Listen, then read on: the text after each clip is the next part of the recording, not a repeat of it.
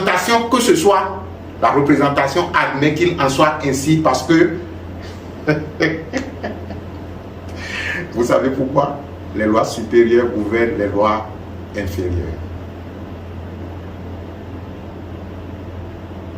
Vous êtes le sang. Nous sommes le sang. Nous sommes ce qui est. Et dès lors que l'absolu que nous sommes décide à travers un corps de concéder une partie de son pouvoir et de sa force à quelque représentation que ce soit, la représentation admet qu'il en soit ainsi. J'espère que vous êtes en train de comprendre que vous pouvez ériger des vaudous chez vous sans avoir besoin de qui que ce soit. Maintenant, qu'est-ce qui s'est passé? Ce qui s'est passé justement, c'est quand nos ancêtres qui ont eu la connaissance des principes premiers des choses, parce que le vaudou, on l'érige en fonction de ce que l'on veut que cela nous apporte. Je disais entre-temps que j'allais partager une expérience avec vous, et dans ma tradition, on nous a raconté que nos aïeux avaient érigé certaines divinités. Et parmi ces divinités, justement, on nous racontait l'histoire d'une de ces divinités qui fait en fait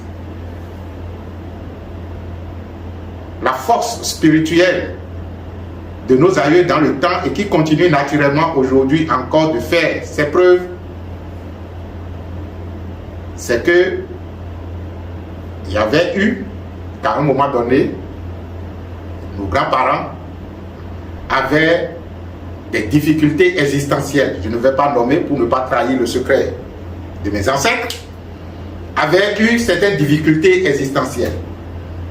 Et l'aïeux cherchait des solutions spirituelles pour pouvoir régler donc cette difficulté. Et il serait tombé sur des sachants qui lui auraient préconisé que telle divinité pourrait l'aider à régler cette difficulté ou ce problème existentiel.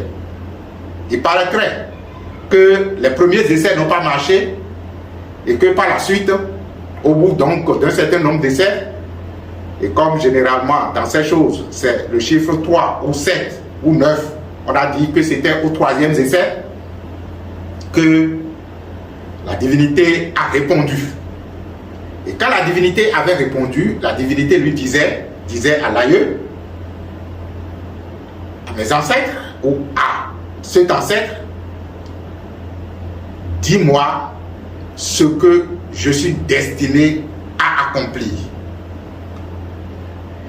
Et puisque dans le temps, ce qui le préoccupait, c'était ce problème existentiel qu'il avait, cette difficulté existentielle qu'il avait, il avait tout simplement dit que tel problème soit réglé et que je trouve telle solution. Et dès lors qu'il a dit ça, la divinité a dit, c'est accompli, tu es satisfait. Il a érigé la divinité qu'il a commencé donc par honorer avec ce que la divinité, parce que dans la logique on vous dira de temps en temps il faut lui donner ci, il faut lui donner ça et tout. On reviendra une fois sur les différentes, disons, je vais dire les différentes techniques ou l'huile rouge. Pourquoi faut-il donner de l'huile rouge au dieu? Pourquoi faut-il donner de l'alcool? Pourquoi faut-il donner de l'eau et tout? Je pense qu'on va réserver une émission à ça. Donc on lui a dit voilà ce qu'il faut donner et il a commencé par le faire et au bout d'un certain temps il a commencé donc par obtenir satisfaction. Il a commencé par obtenir satisfaction de telle sorte que dans la lignée, ce problème est un problème définitivement réglé. C'est-à-dire qu'on dit que si vous êtes né dans telle famille, vous ne devez pas avoir tel problème.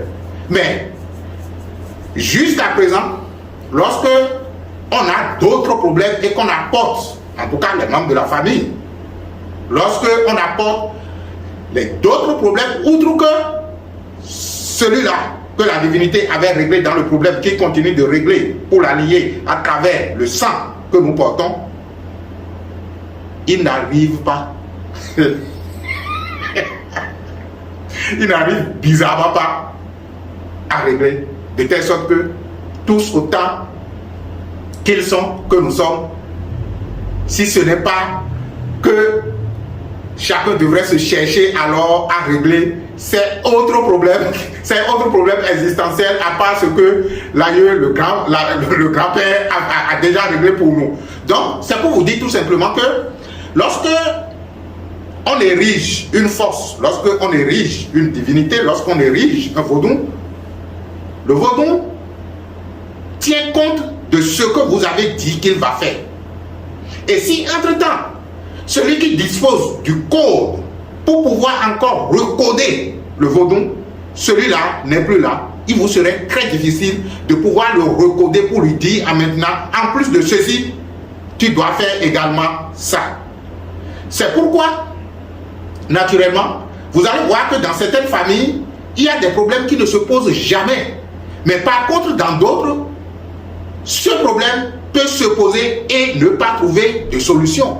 On se demande comment facilement certaines personnes peuvent conserver leur femme ou conserver leur mari tout au long donc de leur existence, pendant que pour d'autres femmes, ils ne peuvent naturellement jamais rester au foyer. Ou des hommes qui ne sont pas en mesure donc d'avoir des femmes sous leur toit pendant la durée de leur incarnation. C'est flottant. On se demande pourquoi dans certaines familles, avoir de l'argent, c'est beaucoup plus simple. Mais pour d'autres, c'est très difficile. On se demande dans certaines familles, pour d'autres, avoir des enfants, par exemple, c'est chose naturelle, on en fait jusqu'à oublier. Et par contre, dans certaines familles, c'est difficilement qu'on peut en avoir un ou deux. Dites-vous tout simplement que il y a des gènes qui sont laissés, des empreintes qui sont laissées dans notre généalogie, et en fonction de notre développement spirituel, nous devons donc travailler suffisamment pour pouvoir donc élever notre fréquence et chercher d'autres solutions. Et ces solutions que nous trouvons deviennent maintenant des empreintes que nous laissons dans notre sang pour les générations à venir. Ce n'est pas là le sujet. Revenons au vaudou. Je disais tantôt, pendant qu'on avait commencé, que le vaudou est-il le Christ africain? À travers la démonstration que je viens de faire, je ne sais pas si vous avez suffisamment compris qu'il y a un principe universel qui en fait est l'énergie universelle vivante de vie et qui en fait peut être condensé ou imprimé dans telle ou telle représentation en fonction de ce que l'on veut, en fonction de ce que l'on veut que cette énergie accomplisse. Dans la hiérarchie des dieux, il est souvent dit que l'être humain, de par sa conscience, est la conscience qui peut s'unifier à la conscience originelle, à la conscience de l'origine, à la conscience qu'on peut dire conscience divine. Et que dès lors que consciemment ou inconsciemment, il ou elle décide d'accomplir quelque chose, il ou elle est en mesure de le faire. Et si, entre-temps, son objectif c'était de condenser une parcelle de cette énergie universelle qu'il est, que lui, il représente déjà dans une représentation, il peut le faire. Et c'est déjà ce que les Africains faisaient. Les vaudou n'est pas diable. Vaudou, c'est justement ce que vous pourriez appeler le Christ. Parce que si entre-temps vous aviez lu l'évangile de Thomas, ça doit être de Saint Thomas, oui, le Christ disait: soulevez cette pierre, vous me découvrirez, fendez ce bois, vous constaterez que je suis là. Je suis en train de paraphraser, bien sûr.